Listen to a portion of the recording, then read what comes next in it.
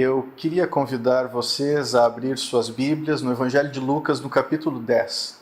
Nós vamos meditar na Palavra de Deus e ver nessa noite o que o Senhor quer falar conosco. O Evangelho diz assim: Eis que certo homem, intérprete da lei, se levantou com o objetivo de pôr Jesus à prova e lhe perguntou: Mestre, que farei para herdar a vida eterna? Então Jesus lhe perguntou: O que está escrito na lei? Como você entende? A isto ele respondeu: Ame o Senhor, seu Deus, de todo o seu coração, de toda a sua alma, com todas as suas forças e todo o seu entendimento, e ame o seu próximo como você ama a si mesmo. Então Jesus lhe disse: Você respondeu corretamente, faça isso e viverá. Mas ele, querendo justificar-se, perguntou a Jesus: Quem é o meu próximo? Jesus prosseguiu dizendo: Um homem descia de Jerusalém para Jericó e caiu nas mãos de alguns ladrões. Estes, depois de lhe tirar a roupa e lhe causar muitos ferimentos, retiraram-se, deixando-o semi-morto. Por casualidade, um sacerdote estava descendo por aquele mesmo caminho e, vendo aquele homem, passou de largo. De igual modo, um levita descia por aquele lugar e, vendo-o, também passou de largo. Certo samaritano, que seguia o seu caminho, passou perto do homem e, vendo-o, compadeceu-se dele. E, aproximando-se, fez curativos nos ferimentos dele, aplicando-lhes óleo e vinho. Depois colocou aquele homem sobre o seu próprio animal, levou-o para uma hospedaria e tratou dele. No dia seguinte, separou 2 denários e os entregou ao hospedeiro, dizendo: Cuide deste homem, e se você gastar algo a mais, farei o reembolso quando eu voltar. Então Jesus perguntou: Qual destes 3 lhe parece ter sido o próximo do homem que caiu nas mãos dos ladrões? O intérprete da lei respondeu: O que usou de misericórdia para com ele. Então Jesus lhe disse: Vai e faça o mesmo. Jesus não era cristão, Jesus era um judeu.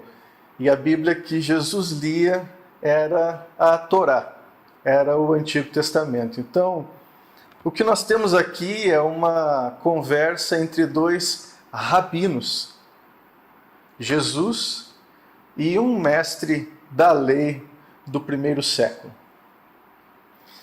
Eles trazem para dentro dessa conversa 2 textos do Antigo Testamento, que é o gatilho para o surgimento dessa narrativa que ganhou proporções inimagináveis. Quem nunca ouviu falar na parábola do bom samaritano? Jesus aponta para quem é o meu próximo. E como que eu devo lidar com o meu próximo à luz de como o próprio Deus convive e se relaciona com a gente. Os textos que são pegos do Antigo Testamento, um é de Deuteronômio e outro é um texto de Levíticos. E para que a gente consiga entender um pouco melhor o pano de fundo dessa conversa, vale lembrar o contexto de onde essas 2 citações foram recortadas. Em Êxodo, no capítulo 3, nós veremos Deus falando com Moisés e dizendo que ouviu as orações do povo de Israel. Eles já estavam há quase 5 séculos escravos no Egito. E Deus diz que está descendo para livrá-los. Os capítulos de Êxodo, eles passam, estamos no capítulo 20 agora. Deus e todo o povo de Israel se encontram para a formalização de um contrato. É a formalização da aliança no Antigo Testamento. conhecida como a Aliança Sinaítica. E a ordem em que Deus fala, ela é muito importante para que a gente consiga se situar dentro dessa passagem que estamos trabalhando. Deus diz assim: eu sou o Senhor, o seu Deus, que o tirei da terra do Egito, da casa da servidão. Não tenha outros deuses diante de mim. Note que primeiro Deus diz: você é o meu povo, você me pertence. E por causa disso, ele aponta um caminho cultico, um caminho de santificação, que vai se desdobrar em um outro sentido, num sentido não apenas vertical do nosso relacionamento com Deus, mas vai trazer implicações muito importantes no nosso relacionamento para com o nosso entorno, para com as pessoas que estão ao nosso redor. E esse entendimento é o que está na base daquilo que os judeus chamam de Shamá, que é a confissão de fé dos judeus. A Torá, ela inicia com essa confissão que você vai encontrar no capítulo 6 de Deuteronômio, dizendo assim: ouve, Israel, o Senhor nosso Deus é o único Senhor. Amarás, pois, o Senhor teu Deus de todo o teu coração, e de toda a tua alma, e de toda a tua força. Esse texto, ele é conectado por Jesus e também aqui por esse mestre da lei, a Levíticos, capítulo 16 e verso 18, para falar não só da nossa relação e do nosso amor para com Deus, mas do nosso amor para com o nosso próximo. O texto de Levítico diz assim: não te vingarás, nem guardarás ira contra os filhos do teu povo, mas amarás o teu próximo como a ti mesmo. Eu sou o Senhor. Fica muito claro, a partir desses textos aqui citados, que a nossa postura diante de Deus e tudo aquilo que nós dizemos fazer para Deus é completamente responsivo. Nós amamos a Deus absolutamente porque Ele primeiro nos amou. E por isso o interesse de Jesus com a parábola não é responder à pergunta equivocada do religioso, centrado em si mesmo. Escuta aqui, Jesus, como eu faço para herdar a vida eterna para mim? E Jesus, com a narrativa do samaritano e do homem moribundo, ele quer responder à pergunta: o que posso fazer para que meu próximo tenha vida? Isso é o que importa mais agora. Por isso, antes de nós entrarmos aqui nesse texto da narrativa de Jesus, cabe pensarmos nas condições em que nós fomos encontrados por Deus, achados por Ele, amados por Deus. O apóstolo Paulo diz no livro de Romanos, capítulo 5, do verso 7 e 8, que dificilmente alguém morreria por um justo, mas Deus prova o seu amor para conosco, pelo fato de ter Cristo morrido por nós, sendo nós ainda pecadores. E essas são exatamente as condições em que Deus tem se oferecido como nosso próximo e tem nos incentivado a buscar e encontrar outros. Você andará pelo mundo inteiro e você não encontrará um próximo que não seja também um pecador. Você nunca no mundo encontrará alguém precisando de ajuda, socorro e auxílio, que esteja em melhor condições do que você no aspecto do pecado. Todos nós fomos feridos. Talvez por isso seja fácil, ou um pouco mais fácil, à medida que partimos na direção do outro sob essa perspectiva, sermos mais sensíveis. A história aqui ela é bastante simples. É um homem que desce por uma serra, fazendo um caminho muito perigoso, em uma estrada de aproximadamente 28 quilômetros entre Jerusalém e Jericó, um lugar muito árido, e ele é encontrado por bandidos que o assaltam e o deixam miserável, ferido, deitado, meio morto, nu, à beira do caminho. Há pouco movimento naquela estrada, mas durante o tempo que ele está ali deitado, passam pelo menos 3 pessoas.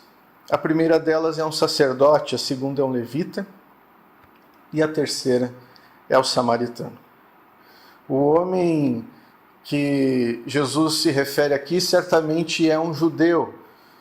Não temos esse detalhe informado, e talvez porque a nacionalidade dele realmente era o que menos importava. O que mais importava é que ele era o próximo e precisava de ajuda. Pela lei existia, sim, uma previsão de que o sacerdote e o levita pudessem socorrer pessoas assim. Mas de que maneira descobrir que ele era um judeu e fazia parte de seu povo se ele estava desmaiado e nu? As 3 hipóteses de descobrir quem era aquele homem era a sua vestimenta, que o caracterizaria a uma cultura, uma tradição, o seu idioma ou o seu sotaque. O sacerdote, o levita e o samaritano não tinham nada disso. Aquele homem era alguém. O sacerdote, ele era, no Antigo Testamento e também na época de Jesus, um homem do culto. Ele era como se fosse um pregador, um pastor. E nessa ocasião, a narrativa diz que ele descia rumo a Jericó. Existem registros históricos que nessa época muitos sacerdotes e levitas moravam em Jericó e cumpriam com o expediente no templo, 15 dias em Jerusalém, 15 dias em casa. Ora, aquele homem acabava de finalizar 2 semanas de seus serviços prestados no templo, culto a Deus. E agora ele se depara com esse homem ferido. Segundo a lei cerimonial, o sacerdote e o levita, eles não poderiam tocar em um corpo morto. Se assim fizessem, eles ficariam impuros para a lei cerimonial e não poderiam voltar às suas atividades dessa forma. E é escondido em uma suposta piedade que ele acaba fugindo de socorrer o próximo. Nesse conflito entre a misericórdia e a pureza cerimonial, acaba que a vida contemplativa, a pureza cerimonial, a santidade, ela acaba vencendo. Ele não apenas deixou de ajudar, ele foi para o outro lado da estrada. Talvez porque seja muito difícil se tornar próximo de alguém e não ajudá-lo. Veja bem que esse texto ele nos chama a atenção para uma fé, para uma santidade que se mostra esteticamente. Ela se manifesta no mundo, ela é concreta, ela não é abstrata, ela pode ser vista. A mesma coisa não encontramos no levita, que também vê o homem, mas passa de largo. Os ouvintes, eles nesse momento devem de estar esperando por um terceiro personagem. Se passou o sacerdote, passou o levita, agora deve passar um leigo do povo judeu. Para surpresa deles, Jesus traz para dentro da narrativa um morador de Samaria. E as coisas elas acabam ficando pior. Porque os samaritanos eram detestados pelos judeus nessa época.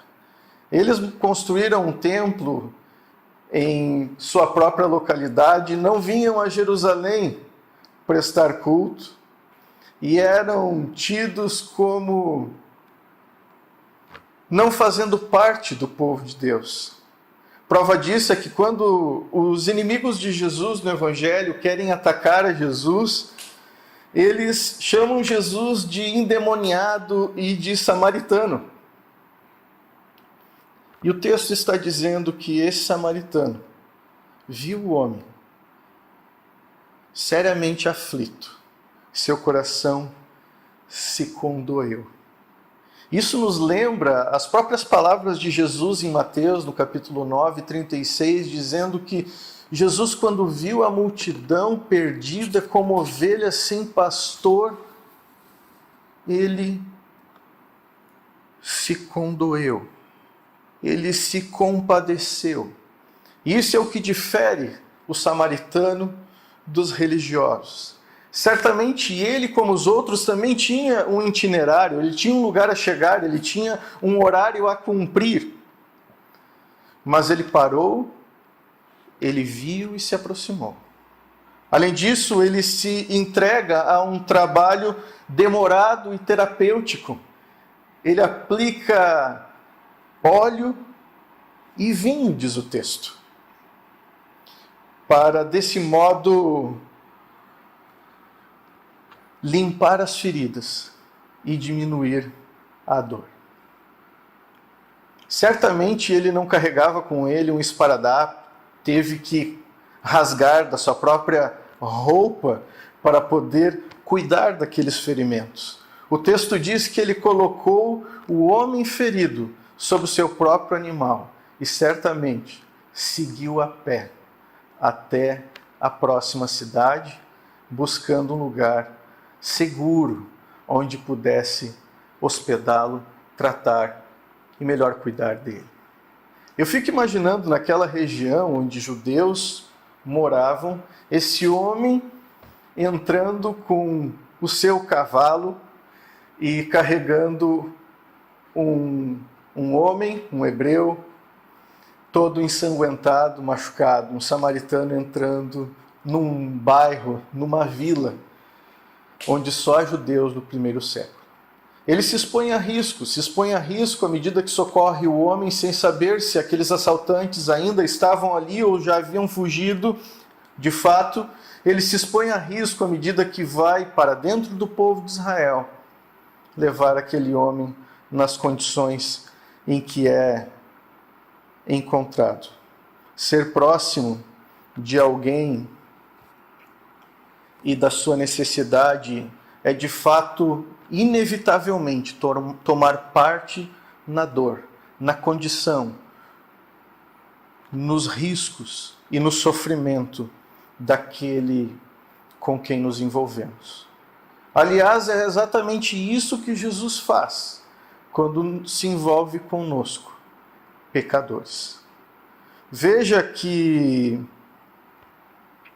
existem registros históricos que aquele homem, quando chega à hospedagem, ele não apenas abandona o homem socorrido, mas ele se compromete com o próximo para o futuro.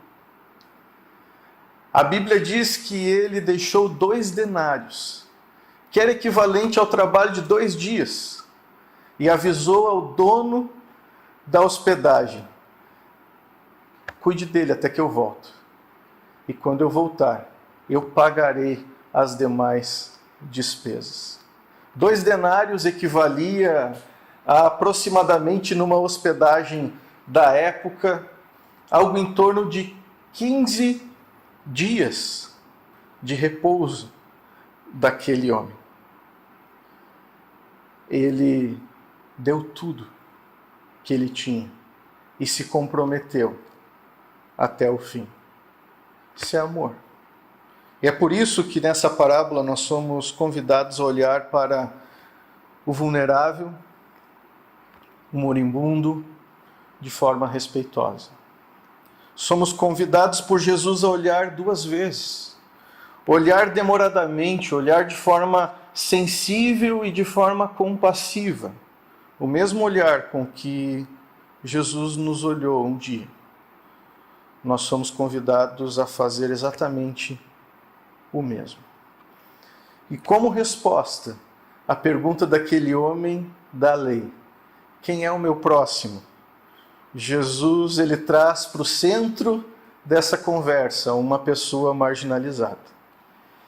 É a sua resposta a um estudioso que tenta trabalhar com abstração sobre Deus e os homens e pretende estabelecer limite ao amor, a partir do momento que ele quer também delimitar quem é o meu próximo.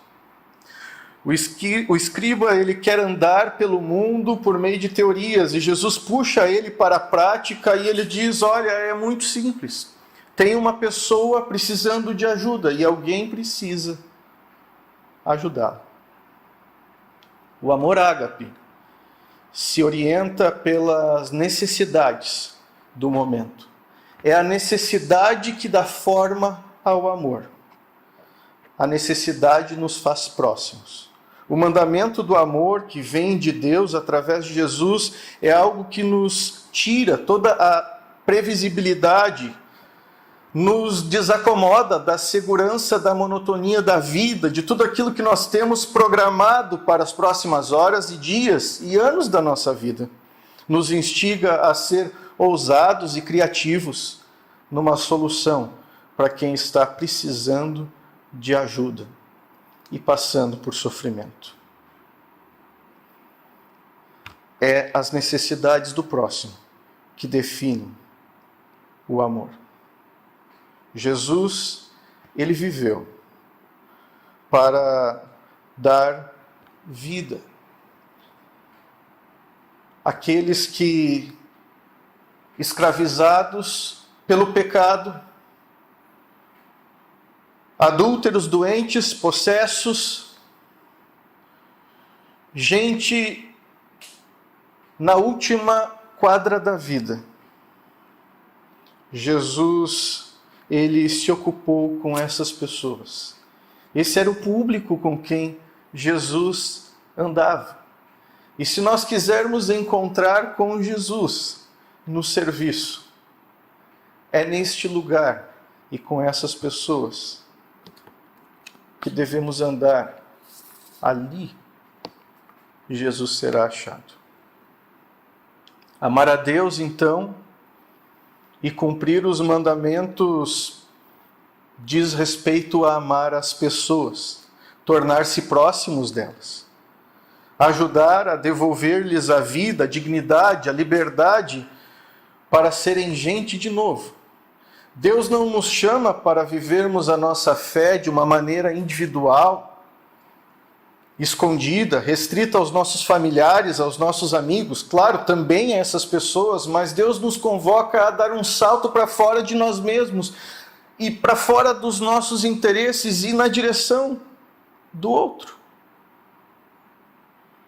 O amor se mostra de forma contundente em Jesus e também em nós, quando nos voltamos àqueles que não são dignos do nosso amor.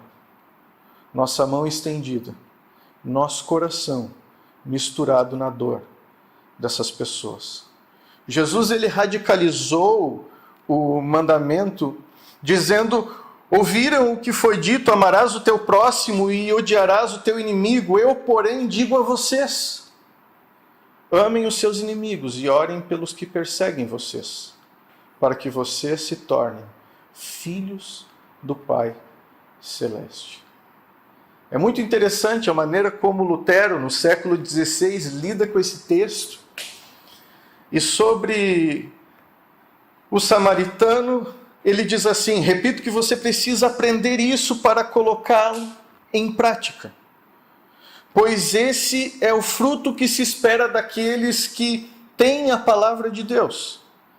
E quem não produz esse fruto é cristão falso.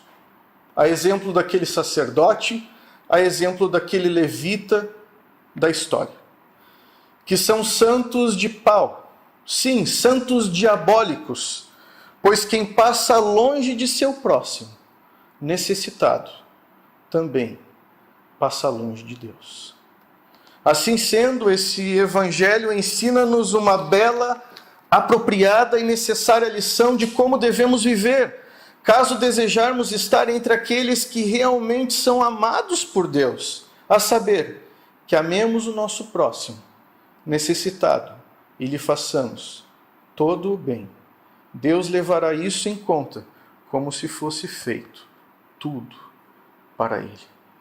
Eu não sei o que você tem pensado ao longo desse sermão. Eu não sei de quem você tem se lembrado, o que Deus tem te trazido na memória, que você tem notado ao seu redor, pelos lugares onde você transita, à beira dos teus caminhos. Quem você tem visto? Quem Deus tem trazido até você?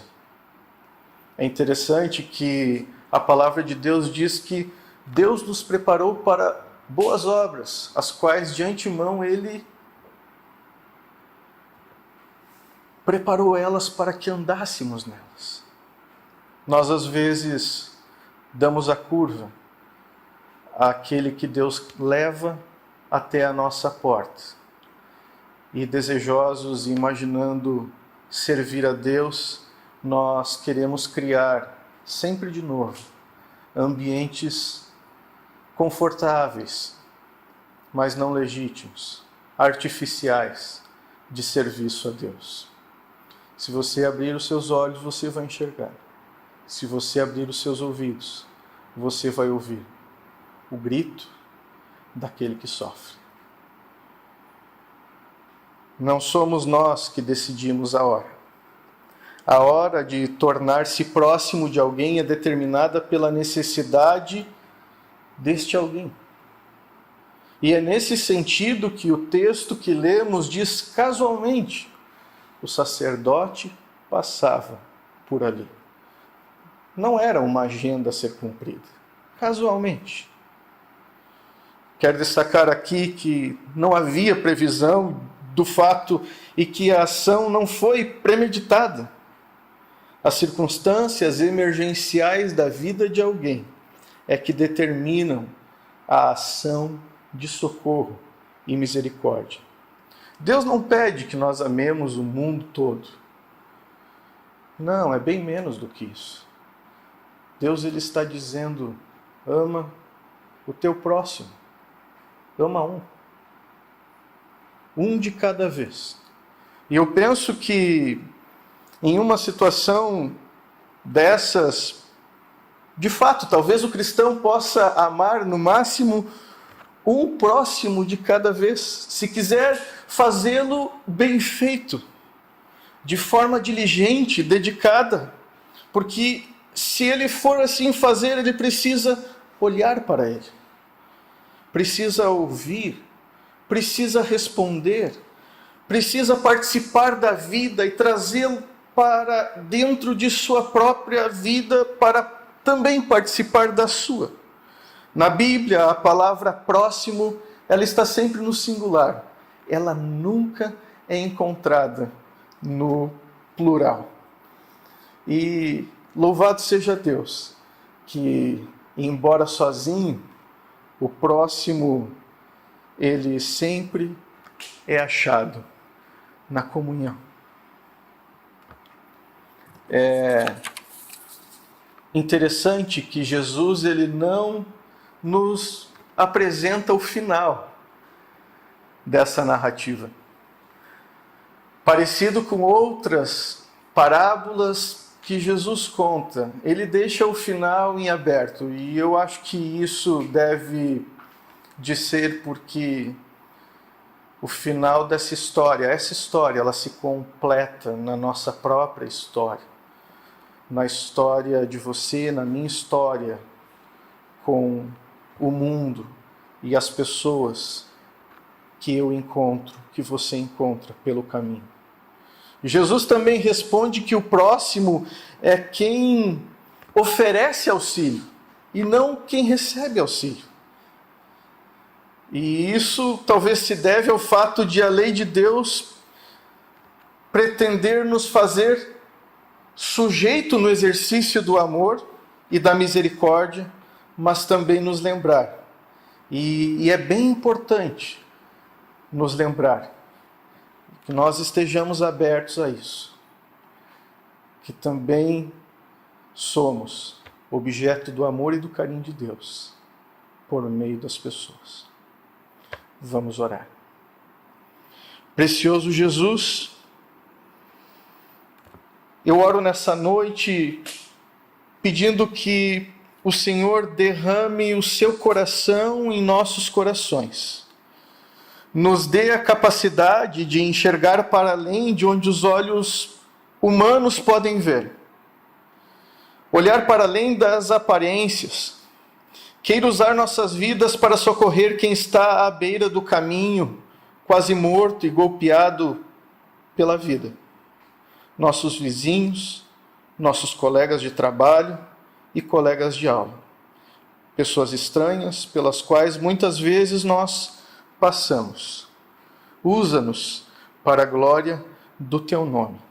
Ame elas através de nós e nos dê ouvidos e olhos sensíveis para personalizar esse amor de acordo com as necessidades mais urgentes, de acordo com aquilo que elas tanto precisam.